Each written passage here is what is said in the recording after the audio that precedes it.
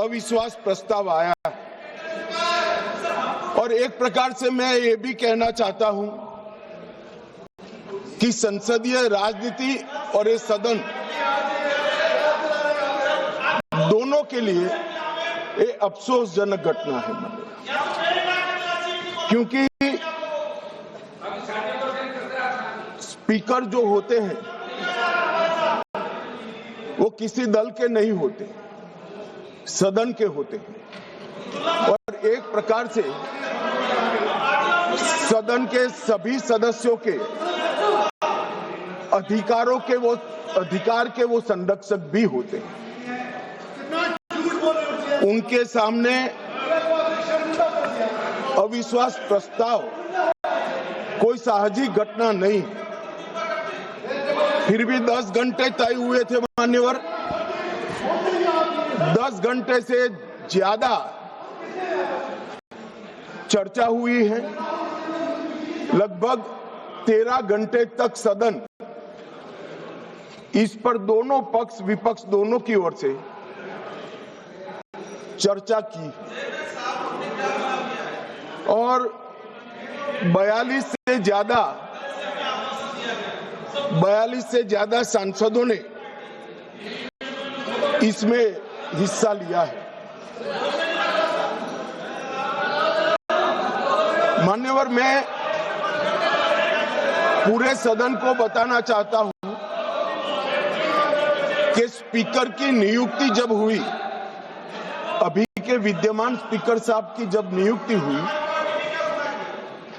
तब दोनों दलों के नेता ने एक साथ उनको आसन पर बिठाने का काम किया।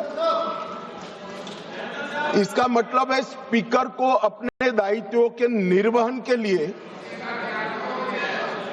पक्ष और प्रतिपक्ष दोनों ने एक प्रकार से मुक्त माहौल भी देना है और दायित्वों के निर्वहन के लिए उनका समर्थन भी करना है। मगर आज स्पीकर के निर्णय पर कोई असहमति तो व्यक्त हो सकती है, मगर लोकसभा के नियमों में स्पीकर के निर्णय को अंतिम माना गया। मान्यवर, इससे विपरीत विपक्ष ने स्पीकर की निष्ठा पर सवालिया निशान खड़ा किया और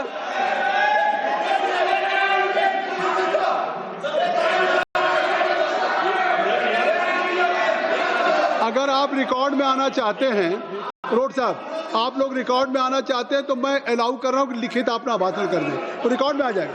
लिखित, आप लिखित भाषण दे दें, रिकॉर्ड में आ जाएगा। अभी जब तक गृह मंत्री जी बोल रहे हैं आप लिखित दे देंगे। गृह मंत्री जी अब हो गई, आपको ले करने के लिए परमिशन दे दिया इंजीनियर साहब, ले कर दीजिए। ठीक है, बैठिए। राजकुमार हो गया भैया, सुन लिया, देख लिया सबने। मान्यवर, ये लोकसभा भारत के लोकतंत्र की सबसे बड़ी पंचायत है और न केवल भारत, दुनिया भर में हमारी लोकतंत्र की एक साख बनी है, प्रतिष्ठा बनी है और पूरी दुनिया ये लोकतंत्र की प्रतिष्ठा को स्वीकार करती है। जब इस पंचायत के मुखिया पर, इसके अभिभावक पर, उसकी निष्ठा पर सवालिया निशान लगता है तो केवल देश में नहीं, पूरी दुनिया में हमारी लोकतांत्रिक प्रक्रिया पर सवाल खड़े होते हैं। इसलिए आमतौर पर कभी स्पीकर के सामने अविश्वास प्रस्ताव नहीं आता है। चैम्बर में जाकर उनसे बात हो सकती है। स्पीकर दोनों दल को सदस्यों की संयुक्त बैठक भी बुलाते हैं, उसमें मध्यस्थता भी करते हैं और सारे इश्यू रिजॉल्व होते हैं। मगर यहां अजीब दृश्य खड़ा हुआ है। चैम्बर में जाते हैं तो स्पीकर साहब की सुरक्षा को चिंता और न हो, इस प्रकार का माहौल खड़ा कर दिया गया। इससे शर्म, अब किस प्रकार की व्यवस्था चाहते हैं? स्पीकर का पद पार्टी से ऊपर उठाकर संविधान ने स्पीकर के पद को एक प्रकार से मध्यस्थी की भूमिका में रखा है। आपने मध्यस्थता करने वालों पर ही शंका के सवाल उठा दिए। मैं आज बाद में आता हूं कि क्यों उठाए, परंतु मान्यवर 75 साल से हमारे ये दोनों सदनों ने हमारे लोकतंत्र की नींव को पाताल से गहरा पहुंचाया है, और वो नींव जो पाताल से गहरी पहुंची है, इसकी साख पर विपक्ष ने आज एक प्रकार से सवालिया निशान रखा। मान्यवर, मैं आज विपक्ष ने जो सवाल उठाए हैं उस पर भी बाद में बात करूंगा, मगर मैं पहले कहना चाहता हूं, मान्यवर, हमारा जो स्पिरिट है और जो इस सदन का एक प्रकार से इतिहास भी है, सदन आपसी विश्वास से चलता है। पक्ष और विपक्ष दोनों के लिए सदन के स्पीकर जो होते हैं वो कस्टोडियन होते हैं, मगर उनको लोकसभा कैसे चलानी, इसीलिए इसी लोकसभा ने कुछ नियम बनाए। हम हमारे अधिकार के लिए बात कर सकते हैं, हम भी कर सकते हैं, विपक्ष के मित्र भी कर सकते हैं, मगर ये सदन कोई मेला नहीं है।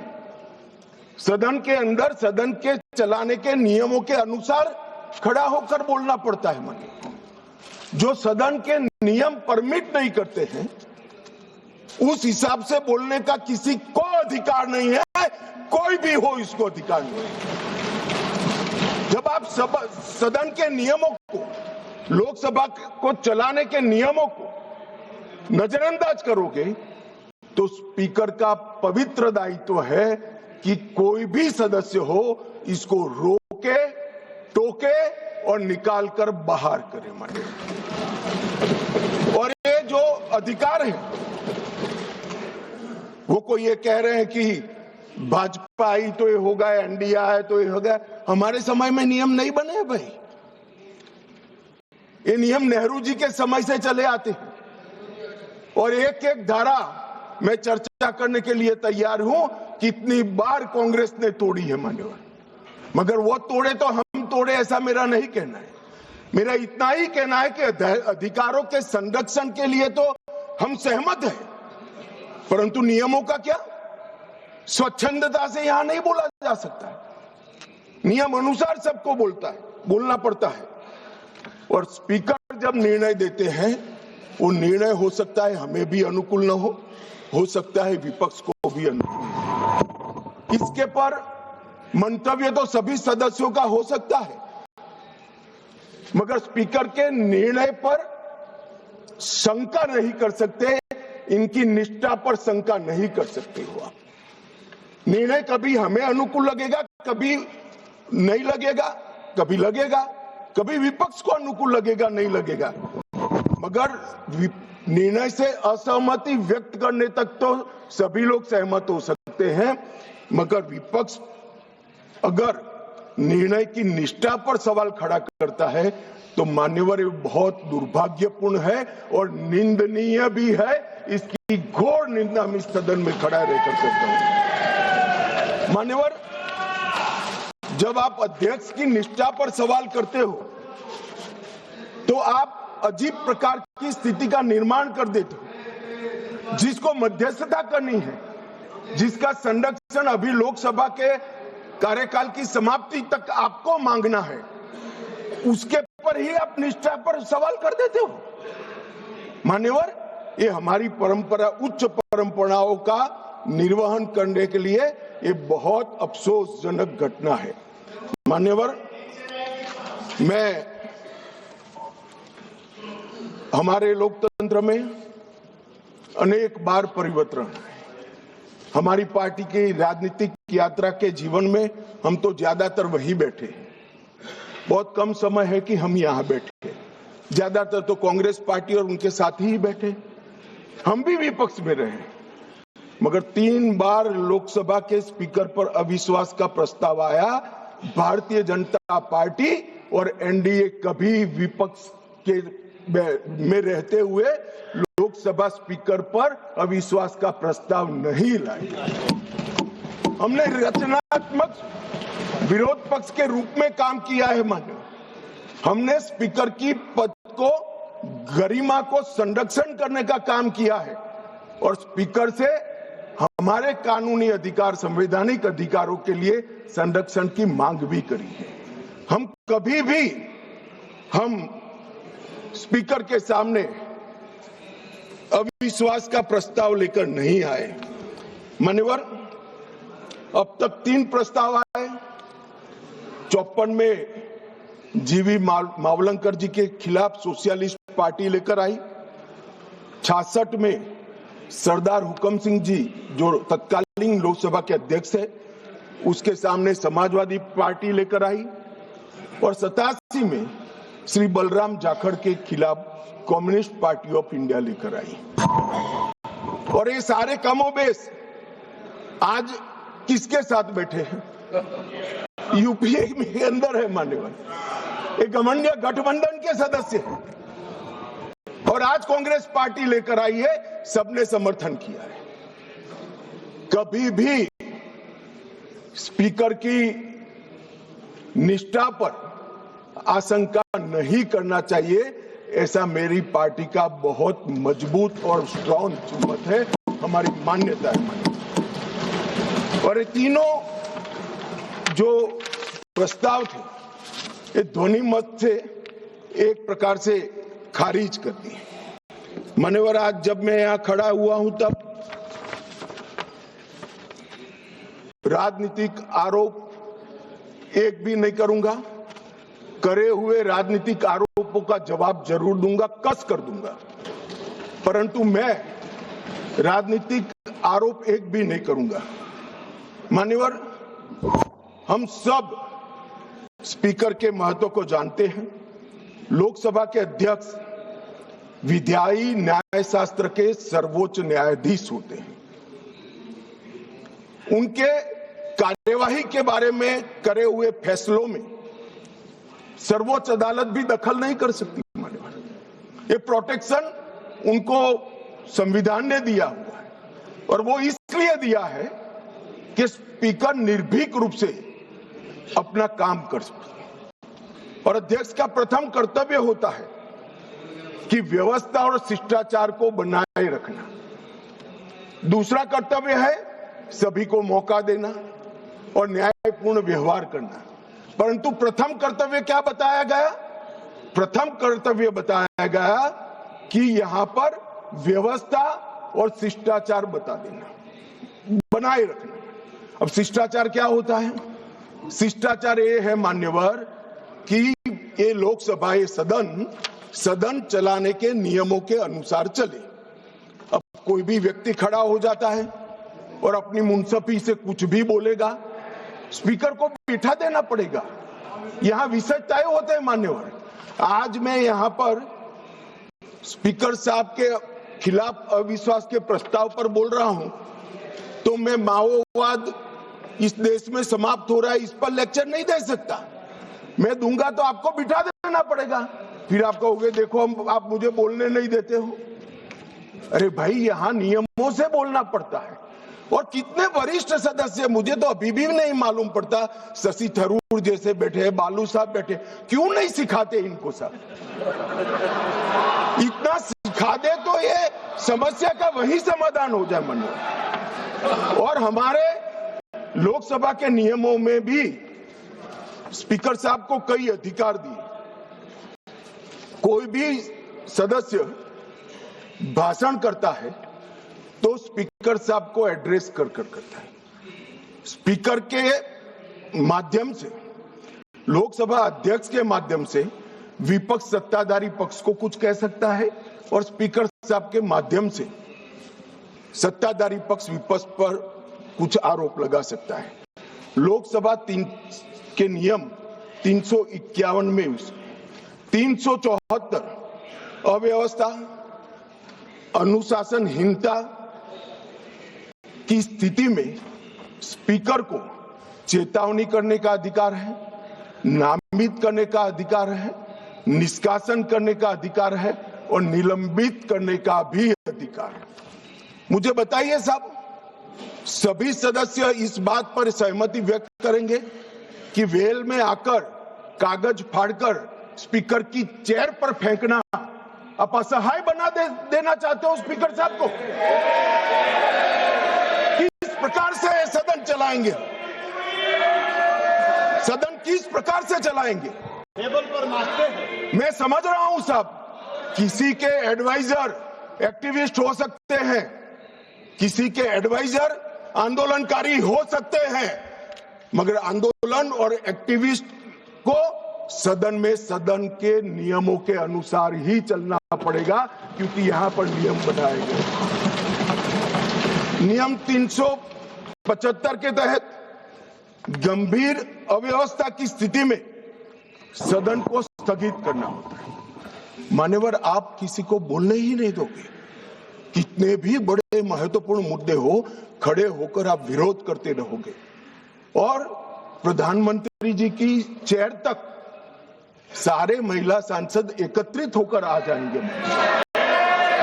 ये मैं नहीं मानता किसी भी प्रकार से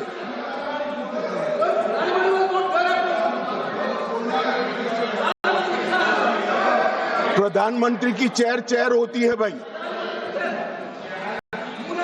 मान्यवर, इसीलिए 375 का प्रावधान की शक्ति है स्पीकर साहब को। अब किसी सदस्य ने कहा कि हमारा बोला हुआ काट दिया जाता है।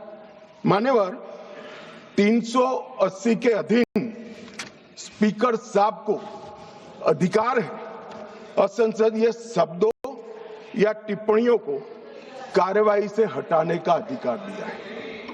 प्रयास तो करना चाहिए कि असंसदीय शब्दों या टिप्पणियों का प्रयोग न हो, मगर कई बार वक्ता लय में कर जाते हैं, कुछ जानबूझकर भी करते हैं। मगर लय में की हुई असंसदीय टिप्पणियां संसद के इतिहास में रखनी चाहिए क्या? कोई नहीं कहेगा रखनी चाहिए। असंसदीय टिप्पणियां संसद के इतिहास में रखने से आने वाले दिन के सांसद भी यही संस्कार लेकर जाएंगे। जब व्यवधान आता है और हटा दिया जाता है तो वो अपने आप, मैंने भी पढ़ा है विधानसभा में जब पहली बार विधायक बना कि क्या हटा दिया, तो मालूम पड़ता है कि ये शब्द हटा दिया जो असंसदीय है, मुझे नहीं बोलना है। मगर यहां तो आग्रह है कि हम कोई भी भाषा का प्रयोग करें, इसको रखने दीजिए। ऐसे सदन नहीं चलता। ये सदन के असंसदीय शब्दों का लिस्ट कोई एक कार्यकाल में नहीं बना है मान्यवर। असंसदीय शब्दों का लिस्ट जब से सदन का अस्तित्व आया तब से लेकर आज तक इस उच्च शासन पर बैठे हुए अनेक महानुभावों के बनाते बनाते बना है, और वो सबको बाध्यकारी हमें भी है और विपक्ष को भी है। अगर आप कहते हैं कि सदन चलाने के नियम और असंसदीय शब्दों का लिस्ट हमें बाध्यकारी नहीं है, तो ऐसा नहीं होगा। आपको अधिकार दिया है, संविधान ने अधिकार दिया है, मगर कोई विशेषाधिकार नहीं दिया है। इमरजेंसी नहीं है भैया, कोई विशेषाधिकार नहीं है। अधिकार का संरक्षण कर सकते हैं, मगर विशेषाधिकार के मुगालते में जो लोग जीते हैं उनको उनकी पार्टी और जनता भी संरक्षण नहीं देती है। इसलिए छोटे छोटे छोटे छोटे छोटे छोटे होते जा रहे हैं। मान्यवर, लोकसभा स्पीकर उनके अध्यक्ष, उनका महत्व सदन, देश और अंतर्राष्ट्रीय स्तर पर है। वो एक प्रकार से पीठासीन अधिकारी मात्र नहीं है, हमारी विधायी चेतना और हमारे लोकतंत्र के गरिमा का प्रतीक स्पीकर होता है। जब आप उसके खिलाफ निष्ठा पर सवाल उठाते हो तो आप विधायी चेतना और लोकतंत्र की गरिमा पर सवाल उठा रहे हो। और मान्यवर, ये अंतर उनको आप लाइए ना, प्रधानमंत्री जी के खिलाफ अविश्वास का प्रस्ताव लाइए। कोई विरोध नहीं कर रहा, हम मुद्दों पर चर्चा, यहां पर भी मैं मुद्दों पर जवाब दूंगा, परंतु हम मुद्दों पर जवाब देंगे। हम नहीं कहेंगे कि आज का दिन अफसोसजनक है। प्रधानमंत्री जी को हटाने का प्रस्ताव सदन में आ ही सकता है, मगर लोकसभा के कस्टोडियन पर हटाने का प्रस्ताव मैंने तो कम से कम मैं इसको साहजिक घटना नहीं देता।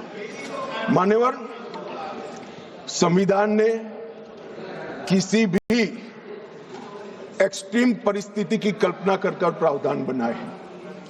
ये कोट कर रहे हैं 94C के अंदर इफेक्टिव मेजोरिटी से स्पीकर साहब को हटाया जा सकता है, मगर ऐसे तो युद्ध के समय में कई सारे अधिकार सरकार को प्राप्त होते हैं, आज उसका उपयोग नहीं कर सकते। ये असाधारण परिस्थितियों में स्पीकर को हटाने के लिए, लोकसभा हटाने के लिए किया गया प्रावधान है।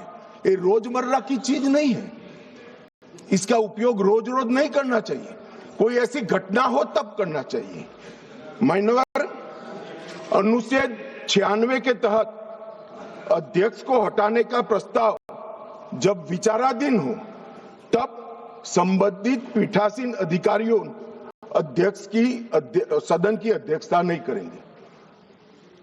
क्या हुआ, पहले 3 बार आया, मैंने कहा तीनों बार प्रस्ताव कांग्रेस पार्टी सत्ता में थी तब आए, हम नहीं लाए थे मगर आए।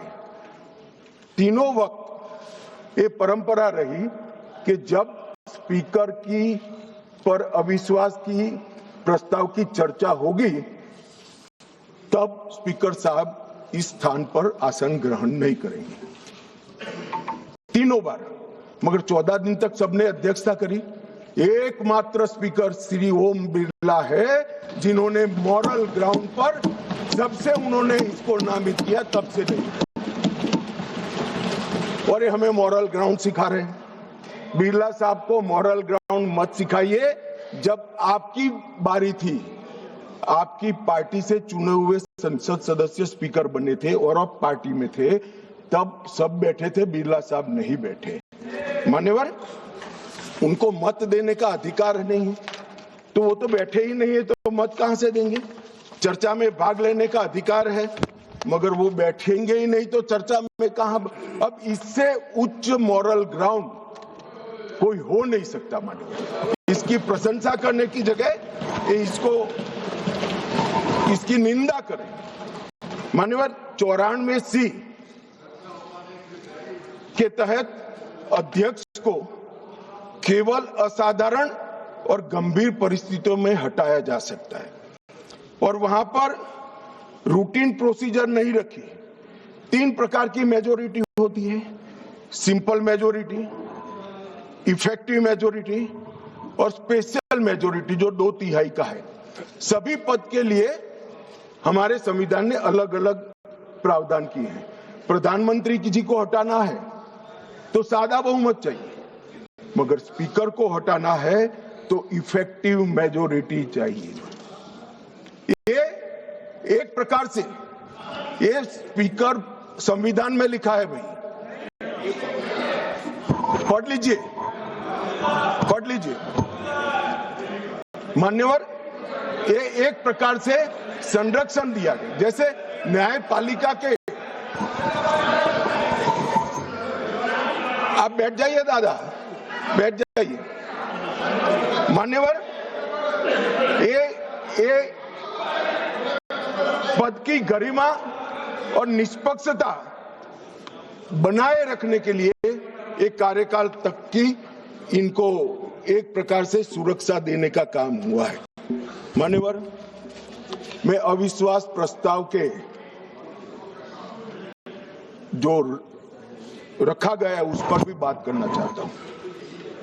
अनुच्छेद 94C के तहत और लोकसभा के चलने के नियम 200 के अनुसार संकल्प का नोटिस माननीय सदस्य श्री वेणुगोपाल जी और 119 सदस्यों ने दिया। अब शायद वो आधे अधूरे मन से ही लाए होंगे प्रस्ताव, पूरे देश को, दुनिया को मालूम है कि यीशु का 2026वां वर्ष चल रहा है। उन्होंने अंदर तिथि में 2025 लिखी है। उन्होंने ऐसा सोचा कि इससे स्पीकर साहब रिजेक्ट कर सकते हैं।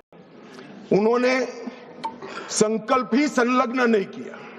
जो संकल्प होता है वो संलग्न करता है, मगर भूल गए, वो कॉपी संलग्न नहीं की। उनको लगा कि स्पीकर साहब इसके कारण रिजेक्ट कर देंगे, और जब ये इनके ध्यान पर ला दिया गया तो उन्होंने नोटिस वापस ले लिया और दूसरा नोटिस आ गया। अब दूसरे नोटिस की बात करता हूं। दूसरे नोटिस में एकमात्र सी गौरव गोगोई के एक्चुअल हस्ताक्षर से बाकी सारे जेरोक्स थे। ये नियमों अनुसार रिजेक्ट होने का मामला है और फोटोकॉपी नहीं चलती। सदन के सदस्य ने एक्चुअल हस्ताक्षर वाला नोटिस देना होता है। साहब चलो मान लो एक्स्ट्राऑर्डिनरी सर्कमस्टेंसेस है, वो विपक्ष के सदस्य स्पीकर साहब के सामने अविश्वास की प्रस्ताव लाना चाहते हैं, मगर इतनी गंभीरता नहीं है कि नियमों के अनुसार लाए, नियमों के अनुसार लाए। ये नियम पढ़ते ही नहीं है। कोई पार्टी के नियम से सदन नहीं चलेगा, इस लोकसभा के नियमों से ही ये सदन चलेगा। मान्यवर, फिर भी स्पीकर साहब की ऑफिस ने उनको मौका दिया कि भाई इतने इतने गलतियां हैं, आप सुधार लो। फिर अब उनको शर्म आई कि अब तो सुधारना ही पड़ेगा, ये तो रिजेक्ट करेंगे ही नहीं, तो फिर सुधार कर उसको दायर कर दिया। अब मान्यवर हाई मॉरल ग्राउंड की बात करते हैं और सदन में गंभीरता की बात करते हैं। ये दोनों चीजें इससे ही प्रकाशित होती हैं। हाई मॉरल ग्राउंड ये है कि दो बार नियम अनुसार अविश्वास का प्रस्ताव न होने के बावजूद श्रीमान बिरला जी ने, हमारे अध्यक्ष जी ने उनको मौका देकर नोटिस सुधारने के लिए मौका दिया। और गंभीरता की बात है, 4 दशक के बाद जिस नियम का उपयोग करके प्रस्ताव आया, वो प्रस्ताव नियम अनुसार ही नहीं है। ये नियम को मानते ही नहीं है मान्यवर, और फिर कहते हैं कि हमें बोलने नहीं देते, हमें बोलने नहीं देते। मान्यवर, क्या कुछ सदस्यों ने कहा कि माइक के कारण आया है, माइक बंद हो रहा है। अभी गिरिराज जी भी खड़े होकर बोल रहे थे पप्पू जी के खिलाफ, तो माइक बंद कर दिया। गिरिराज जी का भी बंद होता है मंत्री होने के बावजूद। ऐसा नहीं है भाई, ये सदन नियमों से चलता है, और जो नियम अनुसार नहीं करेगा, डिसिप्लिन से नहीं करेगा, उसका माइक बंद ही हो जाएगा और उसका माइक बंद हो ही जाना चाहिए।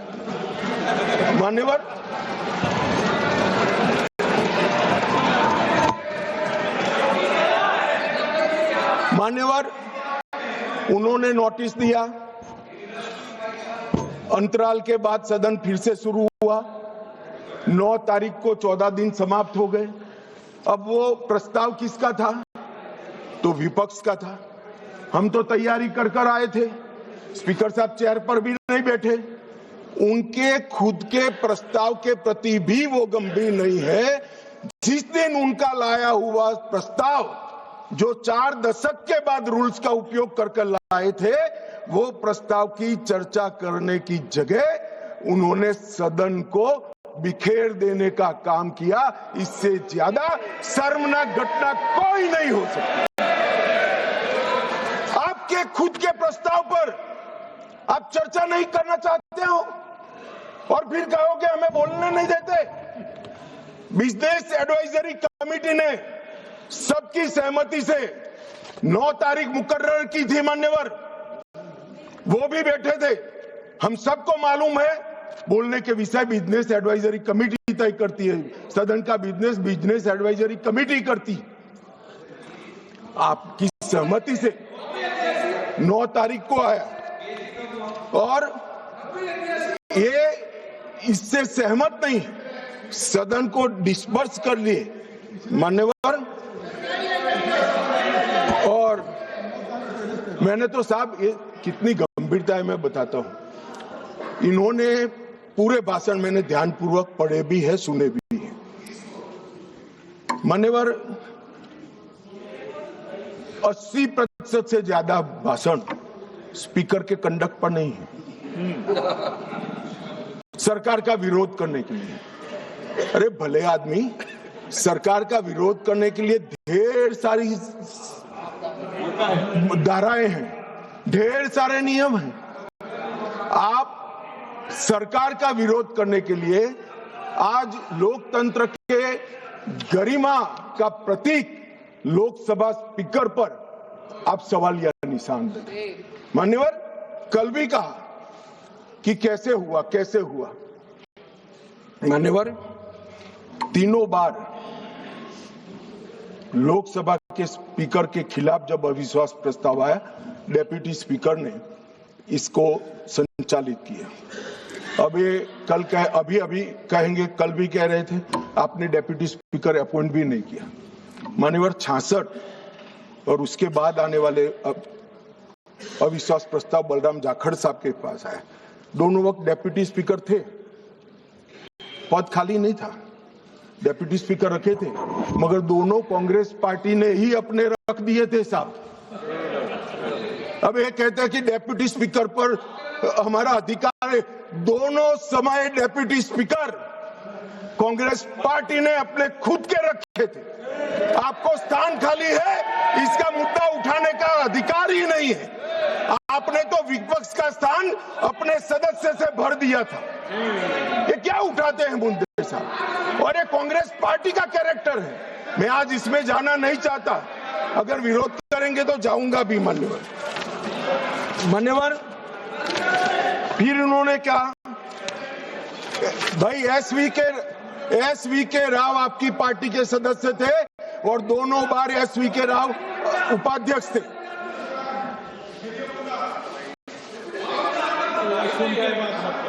भैया 54 एक मिनट बैठ जाओ। 1954 उपाध्यक्ष श्री एम अनंतशयनम अयंगर कांग्रेस पार्टी के थे। 1966 एसवी के राव उपाध्यक्ष, वो भी कांग्रेस पार्टी के थे। आप तो विपक्ष को इसका भी, हमने तो कम से कम खाली रखा है आपके लिए, आपने तो खाली भी नहीं रखा, सत्ताधारी पार्टी से ही भर दिया।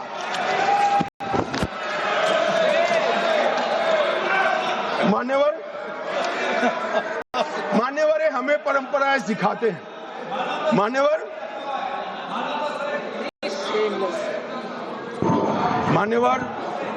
मैं विद्यमान लोकसभा स्पीकर साहब के लिए भी कुछ जरूर कहना चाहता हूं। 16वीं लोकसभा में 331 बैठकें थी, 17वीं लोकसभा में 274 और 25 से अब तक 25 तक 103 बैठकें हुई। 25 में बजट सत्र जो था 118% उत्पादकता वाला हुआ। इंदिरा गांधी जी के समय से अब तक एवरेज उत्पादकता 16वीं लोकसभा की 91%, 17वीं की 91% और 18वीं की इतने डिस्टर्बेंस के बावजूद भी 91% रही है। मैक्सिमम स्पीकर साहब के कार्यकाल के अंदर एक हुआ है। शून्यकाल की अवधि को अध्यक्ष जी ने 5 घंटे तक पहुंचाया। साहब, मुझे भी विधायक सांसद रहते हुए 30 साल हुए, मैंने कभी नहीं देखा रात को 12 बजे तक सदस्यों को शून्यकाल उठाने का मौका हमारे स्पीकर, लोकसभा स्पीकर 202 सांसदों को मान्यवर प्रश्न उठाने का मौका मिला और 19 में जुलाई में 161 सांसदों को शून्यकाल उठाने का मौका दिया गया। मान्यवर अब ये कहते हैं मौका नहीं मिलता है। मान्यवर, नई आवाजों को प्रोत्साहन करना भी स्पीकर का एक नैतिक दायित्व होता है। 19 में रिकॉर्ड 78 महिलाएं संसद में चुनकर आई। सभी महिला सांसदों को बोलने का अधिकार हरेक को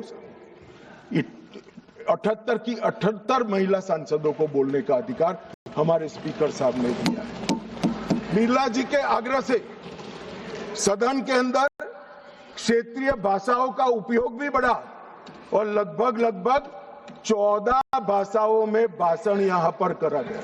मान्यवर, बहुत बड़ी बात, सदस्य अपनी भाषा में बात कर सकता है और पहली बार अनुवाद की पैनल पूरी हुई है मान्यवर, और ये बहुत बड़ी बात है। डिजिटल संसद 2.0 लगभग 8000 घंटे का ऑडियो विजुअल रिकॉर्डिंग डिजिटल कर दिया गया है। आज युवाओं को संसद की भाषण और चर्चाएं सुननी है तो वो डिजिटली मान्यवर उपलब्ध है। राष्ट्रीय ई विधान एप्लीकेशन पूरी लोकसभा को पेपरलेस करने की दिशा में हम आगे बढ़ चुके हैं और मान्यवर राष्ट्रमंडल अध्यक्षों के पीठासीन अधिकारियों का 28वां जो सम्मेलन हुआ, इसमें बिरला साहब के भाषण को उपस्थित सभी संसद के स्पीकर्स ने इसकी बुरी प्रशंसा कर संसद की बढ़ा है। बिरला साहब ने ही बिल पर प्री सेशन ब्रीफिंग करने का अवसर सांसदों को दिया और सबसे बड़ी बात, अंग्रेजों के समय में बनी हुई संसद से हम भारत की आजादी के बाद बनी हुई संसद में भी बिरला साहब की मान्यवर, ये मैं इसलिए बता रहा हूं कि इसमें से कोई चीज उनकी मंशा से नहीं की है, सबको सर्वसहमति से किया है। मान्यवर, पूरे देश भर में भारतीय जनता पार्टी की छवि खंडित करने के लिए एक प्रचार चल रहा है। उन्हें बोलने नहीं दिया जाता, मगर मैं जो लोग ये प्रयास करें उनको कहना चाहता हूं, इससे भारतीय जनता पार्टी की छवि खंडित नहीं होती, क्योंकि कौन बोलेगा, कितना बोलेगा, कब बोलेगा और क्या बोलेगा, वो निर्णय सत्ताधारी पार्टी नहीं कर सकती। मान्यवर, आप करते हो, ये स्पीकर करते हो। जब आप सुन लो ना, सुन लो, पहले सुन लो। मान्यवर, मैं स्पष्ट करना चाहता हूं कि हमने कभी विपक्ष की आवाज दबाने का काम नहीं किया और ये लोग जो अभी मेरी आवाज दबाने का प्रयास कर रहे हैं, उनको मैं कहना चाहता हूं, विपक्ष की आवाज दबाने का काम तो 1975 में हुआ था, जब समूचा विपक्ष जेल के अंदर बंद कर दिया गया। ये विपक्ष की आवाज दबाना कहते हैं मान्यवर, और ये नियमों के अनुसार सदन चलाने का दायित्व मान्यवर स्पीकर का होता है और ये स्पीकर को जो दायित्व दिया है वो लोकसभा के नियमों के तहत दिया है, जो बिरला साहब के समय में नहीं बने। 349 इनकी अविश्वास की प्रस्ताव में जिस स्पीकर के अधिकार के कारण अविश्वास प्रस्ताव लाए, मैं सब स्पष्ट करना चाहता हूं। सदन में सदस्य का समग्र आचरण कैसा हो वो तय करने का अधिकार नियम संख्या 349 में पीठ को दिया है, आसन को दिया है। बोलते वक्त भाषा, प्रासंगिकता और मर्यादा तीनों उसका निर्णय करने का काम माननीय अध्यक्ष जी को दिया है। मैंने पहले भी कहा कि मैं आज यहाँ स्पीकर साहब के अविश्वास के प्रस्ताव पर बोल रहा हूं तो इस देश में माओवाद समाप्ति के कगार पर आया, इस पर नहीं बोल सकता, इसकी प्रासंगिकता नहीं है मान्यवर। और कितना बोलना है इसके लिए भी कुछ नियम बने हैं, कुछ परंपराएं बनी हैं। और मान्यवर, ये जो कहते हैं, मैं आज कांग्रेस पार्टी को थोड़ा बताना चाहता हूं। माननीय 70वीं लोकसभा कांग्रेस पार्टी को 157 घंटे और 55 मिनट का समय दिया गया, जबकि उनके 52 सदस्य थे। इसकी तुलना में बीजेपी को 349 घंटे और 8 मिनट दिए गए, जबकि हमारी सदस्य संख्या 303 ही। प्रोरेटा देखे तो बीजेपी से कांग्रेस पार्टी को 6 गुना अधिक समय देने का काम स्पीकर साहब ने किया है। मगर साहब सीन कैसा है? दूसरे शब्दों में बीजेपी के पास 6 गुना अधिक सदस्य थे, मगर हमें अन्याय हुआ है। और 18वीं लोकसभा में कांग्रेस पार्टी द्वारा कल तक 71 घंटे बोला गया, उनके पास 99 सदस्य हैं। और भारतीय जनता पार्टी को 71 बनाम 122 घंटे मिले हैं, जबकि हमारे 239 सदस्य हैं। तो एक प्रकार से इसमें भी 18वीं लोकसभा में भी कांग्रेस को भाजपा से 2 गुना समय। अब मान्यवर विपक्ष के नेताजी का ग्रीवेंसेस है कि मुझे बोलने नहीं दिया जाता, विपक्ष के नेता की आवाज दबा देते। अब मान्यवर मैं उनको पूछना चाहता हूं, कांग्रेस पार्टी में 157 घंटा 55 मिनट बोला गया, वो कौन बोलेगा? वो तय कौन करेगा? स्पीकर करेंगे क्या? नहीं, वो तय आपको करना है, विपक्ष के नेता ने करना है। मगर बोलने का मौका आता है तब जर्मनी होते हैं, इंग्लैंड होते हैं मान्यवर, और फिर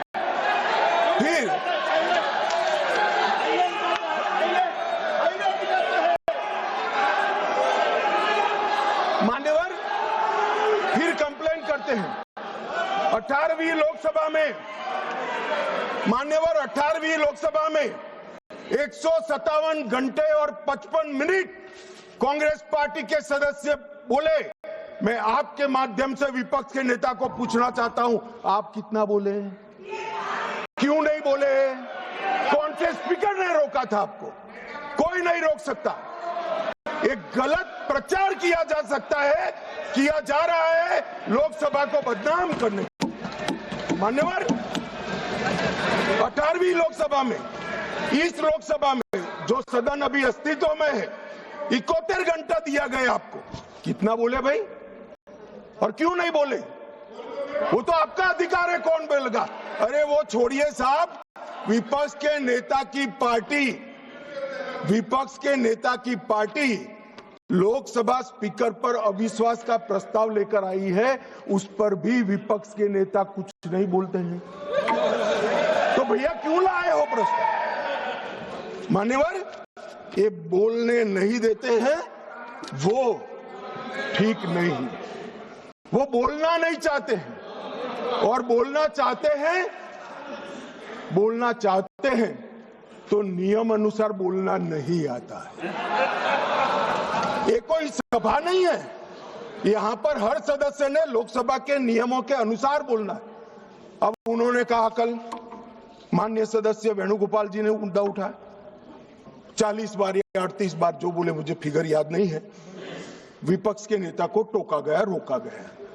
भाई स्पीकर के द्वारा एक बार टोकने के बाद दूसरी बार आप वही बात करोगे तो स्पीकर के पास क्या विकल्प रहता है? जब यहां से श्री राजनाथ सिंह जी ने कह दिया कि अप्रकाशित पुस्तक है, आप मैगजीन को कोट नहीं कर सकते, और मैगजीन भी वो जिसकी छवि उनके पार्टी के मैगजीन की हो। मान्यवर इसको कोट कर लोकसभा में बोलने का किसी को अधिकार नहीं है, मगर आप उसी विषय पर बोलोगे तो आपको टोकना पड़ेगा। फिर उन्होंने कहा, वो उसके बाद एसआईआर पर चर्चा थी, मैं यहीं बैठकर उनको सुन रहा था। मेरे जवाब में वो खड़े हो गए, स्पीकर साहब ने उनको बोलने के लिए कहा। ऐसा नहीं है, नहीं कहते हैं। मेरे भाषण के बीच में मुझे भी बिठा दिया और विपक्ष के नेता को बुला दिया। तो उन्होंने कहा, आप पहले मैं कहता हूं वो बोलिए।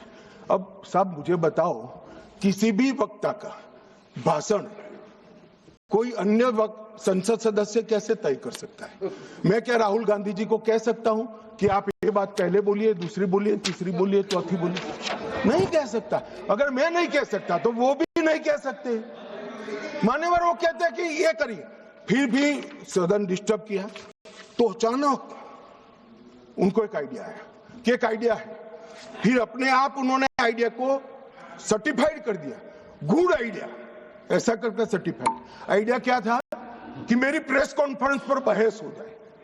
भाई ये साख मार्केट नहीं है, लोकसभा है। यहां बहस के विषय तय होते हैं और आपके परनाना से लेकर आपकी दादी जी से लेकर आपके पिताजी तक बड़े बड़े नेता थे भारत के, किसी की प्रेस कॉन्फ्रेंस पर लोकसभा ने बहस नहीं करी है मान्यवर।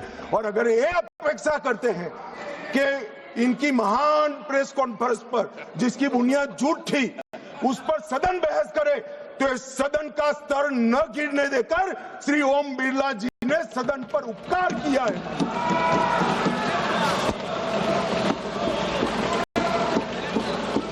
और मान्यवर, मैं सिर्फ इस सदन की बात नहीं करता, 70वीं लोकसभा में विपक्ष को 40% समय दिया गया, समूचे विपक्ष को, जो प्रोरेटा से 2.5% ज्यादा है। मेंशन ऑफ थैंक्स में विपक्ष को 34% समय दिया गया और 18वीं लोकसभा में 45% और शून्यकाल में विपक्ष की भागीदारी मान्यवर 55% रही है, 55%। और ये कहते हैं कि हमें बोलना नहीं देते। मान्यवर, किसको बोलना, किसको बोलना, किसको बोलना वो अधिकार उस दल के नेता का है। जब आप स्वयं बोलना नहीं चाहते हैं, कोई आपको कैसे बुला सकता है? आप स्वयं बोल, इतने घंटों में आप जब भी चाहे बोल सकते थे। मगर भाई बोलना तो ये अविश्वास प्रस्ताव आने के बाद भी नियम अनुसार ही बोलना पड़ेगा। और अगर नियम की समझ नहीं है तो 2 सीनियर सांसदों से किसी को भी समझना पड़ेगा। मान्यवर, इसके अलावे किसी को नियम तोड़कर बोलने की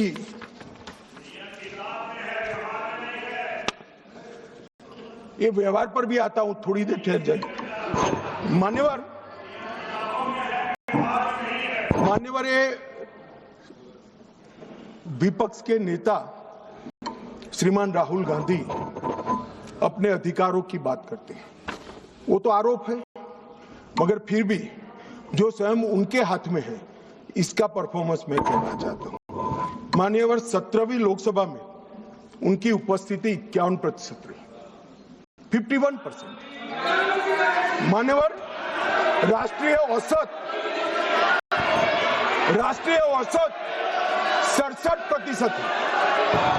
16वीं लोकसभा में उनकी उपस्थिति 52% रही, जबकि राष्ट्रीय औसत 80% है।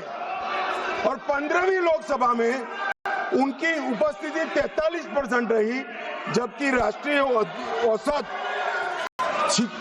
76% है। मान्यवर,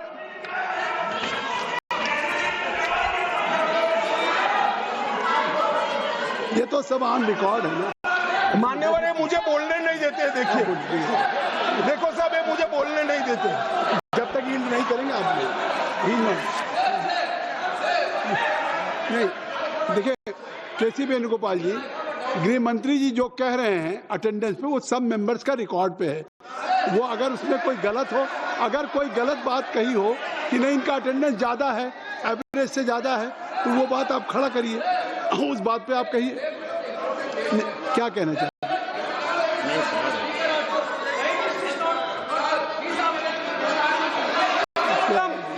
Sir, is this non-confidence motion against LOP or Speaker, sir? नहीं, I thought that Home Minister is talking about the non-confidence motion against LOP. He's quite Complaint aware. against LOP. No, he's quite This is aware that non-confidence motion against This Speaker. is no confidence Not against motion LOP. against the Speaker. And it has been brought by your Congress party. Now, Gृह मंत्री जी, माननीय गृह मंत्री। अरे छोड़िए, तो वो नहीं बोलेंगे। नहीं, गृह मंत्री जी अगर गृह मंत्री जी बता रहे हैं कि क्या अटेंडेंस है उनकी, तो वो बात करेक्ट है, फैक्चुअल है, फैक्चुअल। गृह मंत्री जी, माननीय अध्यक्ष जी, 16वीं लोकसभा में 2014, 15, 17 और 18 एक भी राष्ट्रपति के अभिभाषण के धन्यवाद पर इन्होंने हिस्सा नहीं लिया। 16वीं लोकसभा में पूरी लोकसभा बजट पर की एक भी चर्चा में इन्होंने हिस्सा नहीं लिया मान्यवर। और एक भी, सुनो, अब सुनना पड़ेगा, एक भी मान्यवर सरकारी विधेयक पर चर्चा में हिस्सा नहीं लिया है। ये कहते हैं हमें बोलने नहीं देते मान्यवर। 16वीं लोकसभा में और 17वीं लोकसभा में 19, 20 और 21 राष्ट्रपति अभिभाषण पर हिस्सा नहीं लिया। 19, 20, 22, 23 केंद्रीय बजट पर चर्चा में हिस्सा नहीं लिया। और एक बिल छोड़कर एक भी विधेयक में भी चर्चा पर हिस्सा नहीं लिया। 18वीं लोकसभा 25 में केंद्रीय बजट पर की चर्चा में भाग नहीं लिया। और मान्यवर, उनकी पार्टी 4 दशक के बाद हम सब अफसोस कर रहे हैं, ऐसा प्रस्ताव लेकर आई है। ये स्पीकर साहब की निष्ठा पर सवाल करने वाला जो प्रस्ताव रखा है, उस पर भी उन्होंने हिस्सा नहीं लिया। अब ये कहते हैं हमें बोलने नहीं देते। मेरा कहना है कि वो बोलना नहीं चाहते मान्यवर। कई सारे ऐसे विधेयक हैं, बहुत महत्वपूर्ण युगांतकारी विधेयक है। भूमि अधिग्रहण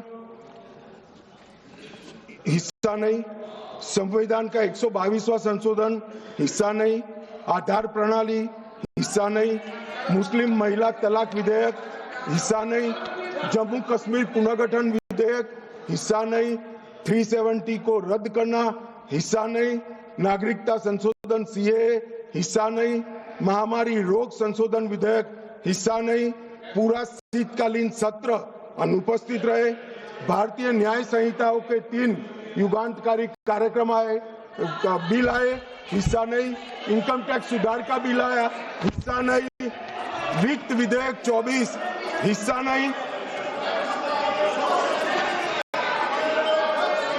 और मान्यवर, वक्फ संशोधन बिल हिस्सा नहीं, वंदे मातरम 150 साल की चर्चा हिस्सा नहीं, और कैप्टन शुभांशु शुक्ला पर अभिनंदन प्रस्ताव में भी हिस्सा नहीं। मान्यवर, ये बोलना नहीं चाहते।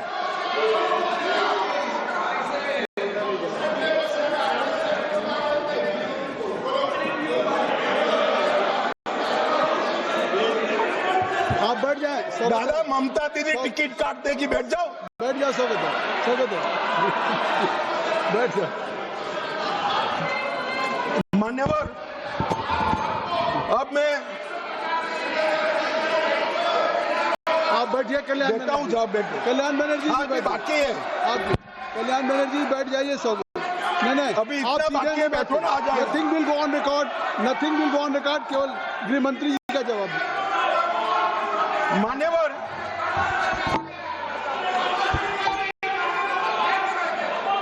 आप गृह मंत्री जी जवाब दें। गृह मंत्री जी आप जवाब दें। मान्यवर, राहुल गांधी जी माननीय विपक्ष के नेता, कांग्रेस पार्टी के भी बड़े नेता, हो सकता है कि अपनी पार्टी के प्रचार के लिए उनको देश भर में कहीं पर भी जाना पड़ता है। और उस वक्त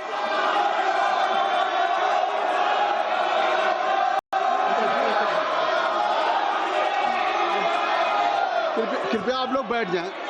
कृपया आप लोग बैठ जाएं। अभी माननीय गृह मंत्री जी का चल रहा है। कल्याण बनर्जी जी, आप लोग बैठ जाएं।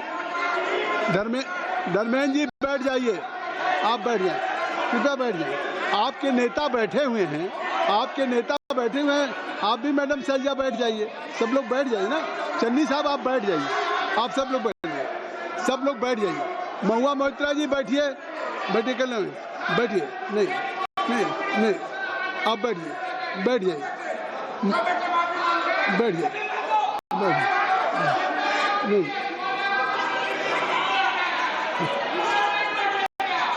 कुछ भी रिकॉर्ड में नहीं जा रहा है, कुछ भी रिकॉर्ड में नहीं जा रहा। माननीय गृह मंत्री जी, माननीय गृह मंत्री, आप लोग बैठ जाएं, कृपया बैठ जाएं, आप लोग बैठ जाइए। अमर जी बैठ जाइए, जयप्रकाश जी बैठ जाइए, कृपया आप सब लोग बैठ जाइए। ज्योति बैठो, Jyoti kindly take your seat. I will request to everybody should take his seat. गृह मंत्री जी, कल्याण जी कल्याण जी आप बैठ जाइए, कल्याण जी बैठिए। गृह मंत्री, मान्यवर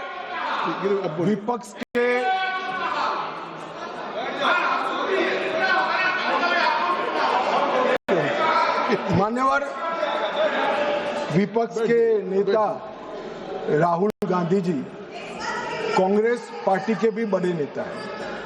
कई बार सार्वजनिक जीवन में ऑब्जर्व किया जाता है, लोकसभा चलती हो और पार्टी के बड़े कार्यक्रम लगते हैं, चुनाव लगता है और वरिष्ठ नेताओं को, जनता को अपनी पार्टी के विचार बताने के लिए, अपने प्रचार के लिए जाना पड़ता है।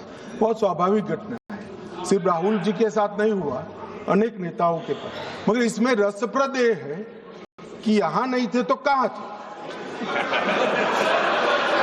मान्यवर, शीतकालीन सत्र 2025 वो जर्मनी की यात्रा पर थे।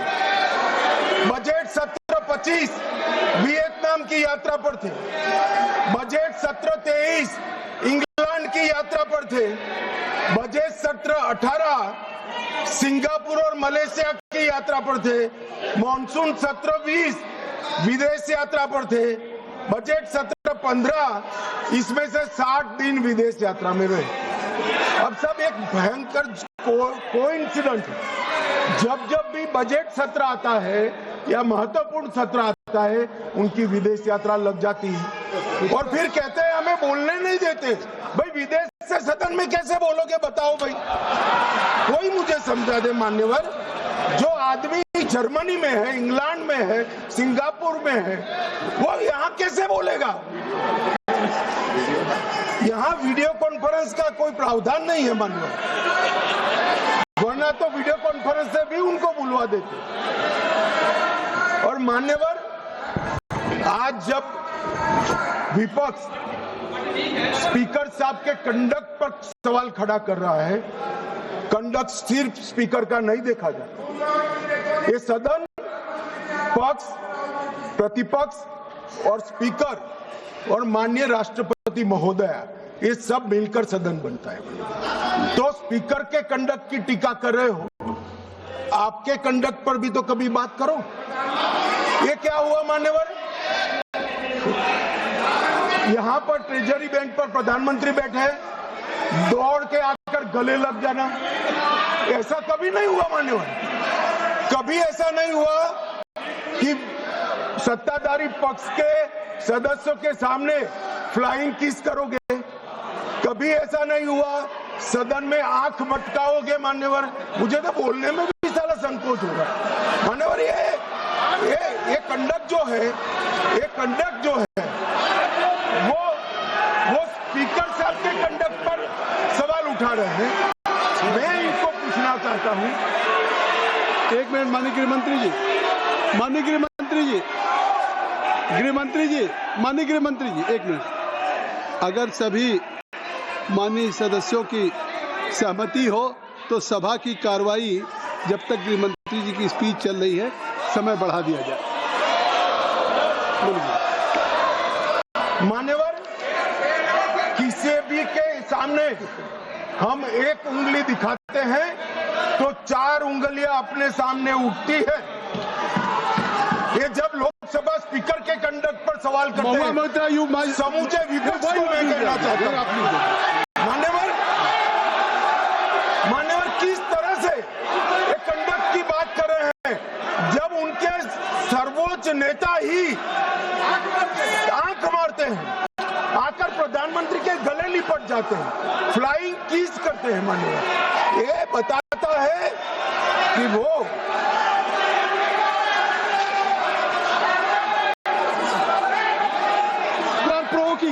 No, you are provoking. No, please. No. Nothing will go on with that. I will request. You are provoking. Mauva Moitra is provoking. Standing, please.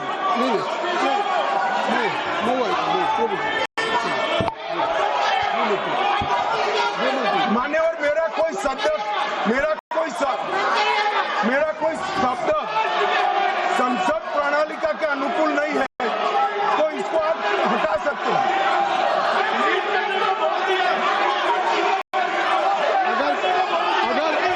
अगर कोई ऐसा शब्द होगा तो उसको मैं कार्रवाई में देख लूंगा। कोई शब्द होगा तो उसको कार्रवाई में देख लूंगा। चलिए, मैं कार्रवाई में देख लूंगा। चलो, मैं देख लूंगा। माननीय गृह मंत्री जी, माननीय गृह मंत्री जी,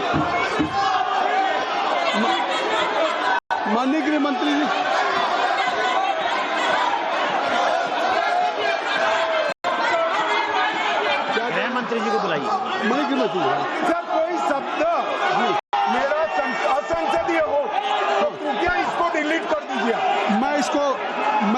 मैं माननीय गृह मंत्री जी के आप सुन लें, माननीय गृह मंत्री जी का जो वक्तव्य है उसको मैं कार्रवाई में देख लूंगा। अगर कोई शब्द असंसदीय होगा तो मैं उसको कार्रवाई का हिस्सा नहीं बनने दूंगा। माननीय गृह मंत्री जी,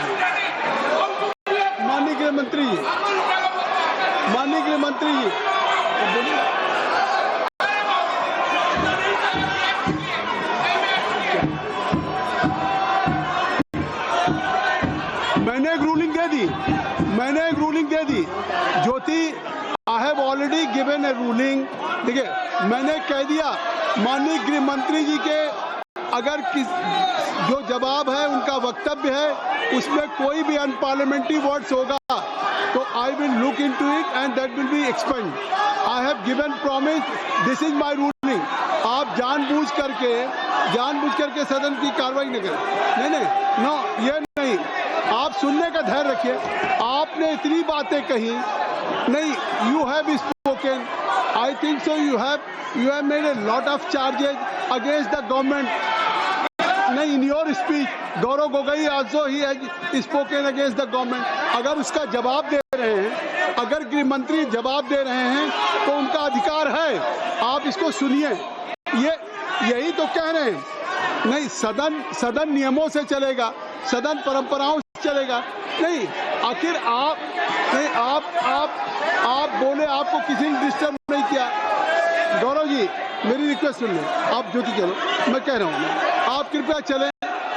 जब मैं कह रहा हूँ कि धर्मेंद्र जी, गौरव जी, आखिर आप लोगों ने इस अविश्वास प्रस्ताव पे, मोशन पे आपने हर दल के लोगों ने जो बातें हुई, अविश्वास के साथ साथ सरकार के खिलाफ भी आपने कहा, सरकार के ऊपर आरोप लगाया, प्रधानमंत्री पे आरोप लगाया आपने सरकार। तो अगर अब गृह मंत्री जी सरकार की तरफ से जवाब दे रहे हैं तो उनको पूरा अवसर है, क्योंकि आपने अगर आरोप लगाए हैं, आपने कंडक्ट से हट करके केवल स्पीकर के उस टेक्स्ट तक नहीं थे। Jyoti madam, your most of the speaker they have level charges against. और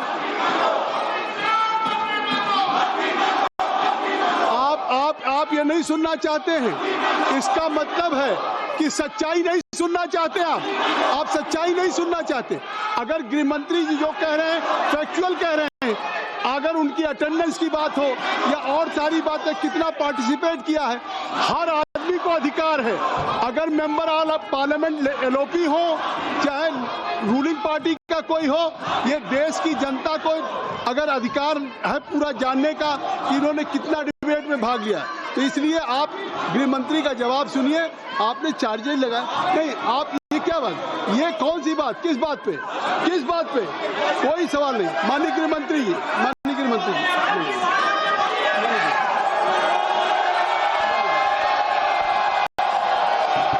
nothing will go on record. Nothing will go on record.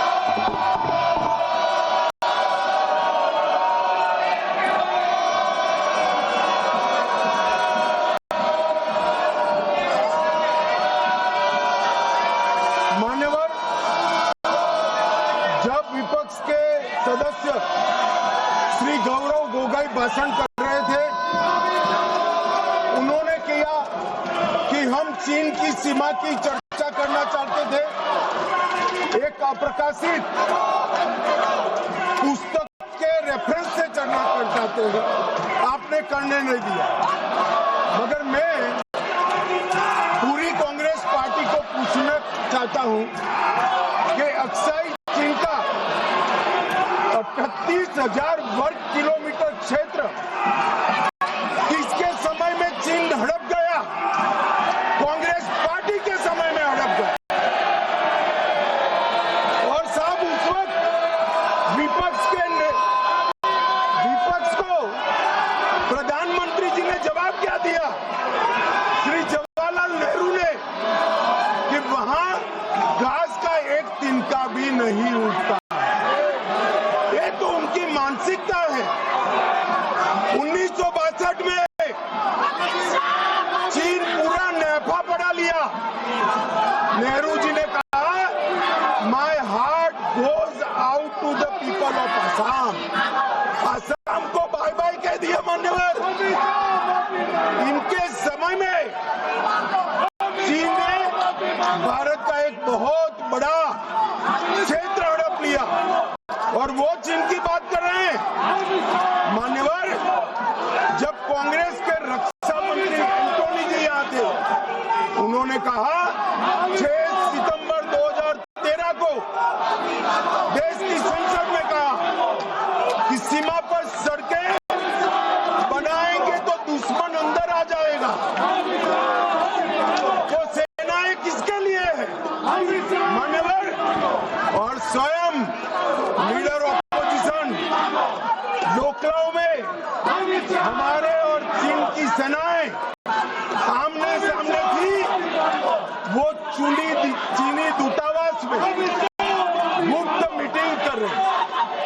पहले तो उन्होंने डिनाई किया, पर चीनी दूतावास जब इसका कंफर्मेशन किया तो उन्होंने कहा जानकारी लेने के लिए गए।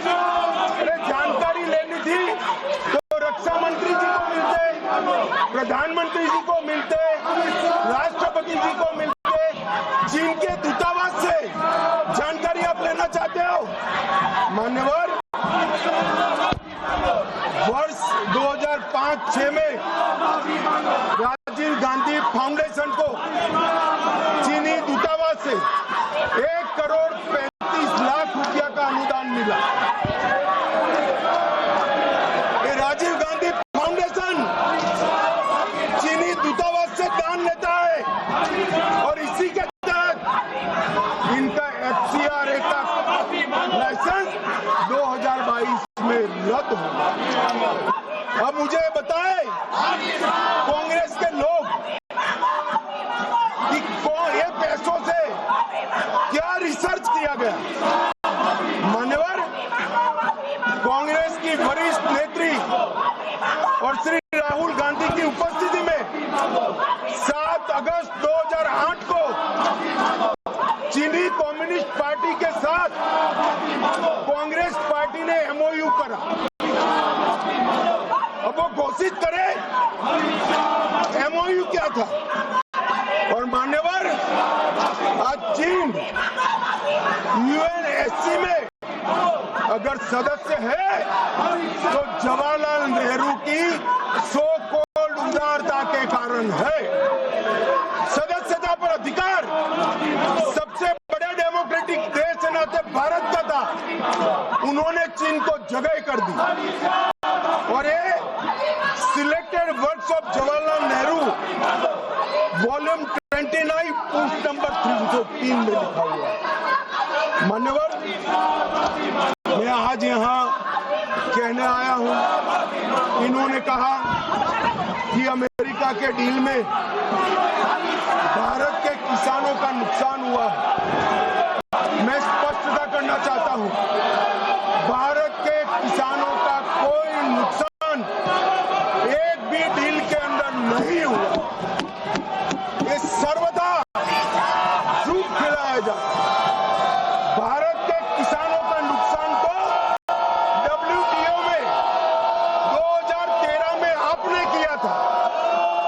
अंतरिम पीस क्लॉज को स्वीकार कर लिया, जिसको हमारी आज की वित्त मंत्री जब व्यापार मंत्री थी तब इसको वो असहमति व्यक्त कर आई, इसलिए आज हमारे किसान बचे हुए।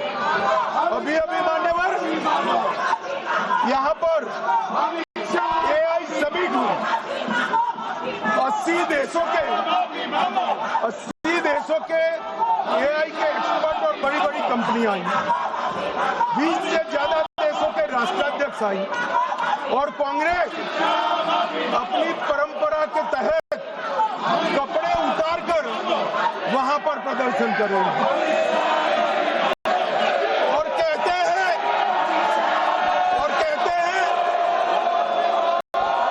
कि प्रदर्शन का अधिकार है। दिल्ली में प्रदर्शन के लिए जंतर मंतर का स्थान तय किया गया और ये जंतर मंतर का स्थान प्रदर्शन करने का स्थान। अब जहां 22 राज्यों के अध्यक्ष बैठे, राष्ट्राध्यक्ष बैठे, वहां जाकर भारत की शान बिगाड़ने का काम। मान्यवर, भाजपा का विरोध करते ये भारत का विरोध करने लगे और ये जो प्रस्ताव है लोकसभा के स्पीकर के सामने, वो भी इसलिए लाए हैं कि कहीं से भी चुनाव में इनको सफलता नहीं। चुनाव आयोग पर सब शंका उठाना, सुप्रीम कोर्ट पर शंका उठाना, न्यायपालिका पर शंका उठाना, एजेंसियों पर शंका उठाना और स्पीकर की चेयर पर भी शंका था।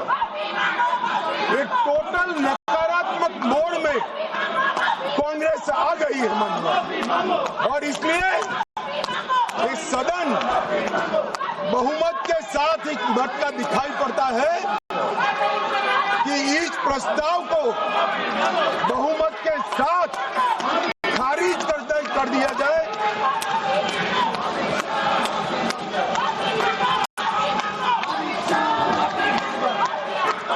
सारा खारिज कर दिया जाए और स्पीकर के पद की गरिमा को पुनः प्रस्तावित कर बिरला जी के नेतृत्व में ही ये सदन 24 तक लोकसभा के अंत तक चले, ऐसी मेरी सभी सदस्यों से विनम्र प्रार्थना है। धन्यवाद। श्री मोहम्मद जावेद साहब, मोहम्मद जावेद जी। हाँ सर, मैं हूँ। हाँ बोलिए। I'll speak. Shri Mohammad Javed. Sir, I am here. Now I have given opportunity to Mr. Mohammad Javed. Yes, now sir. he is from your party. He is from your party. Now he is a mover. I have just Sir. Mr. Javed. Sir, thank you, sir. Thank you, sir. Mohammad Javed. Sir, Mohammad Javed. जो आदरणीय गृह मंत्री जी ने यहाँ पे कहा, hello, उसकी निंदा करते हैं। आप लोग कृपया नहीं, हम नहीं, मोहम्मद जावेद साहब नहीं, आप लोग बाहर जाइए। आप लोग बेल से बाहर जाएंगे तभी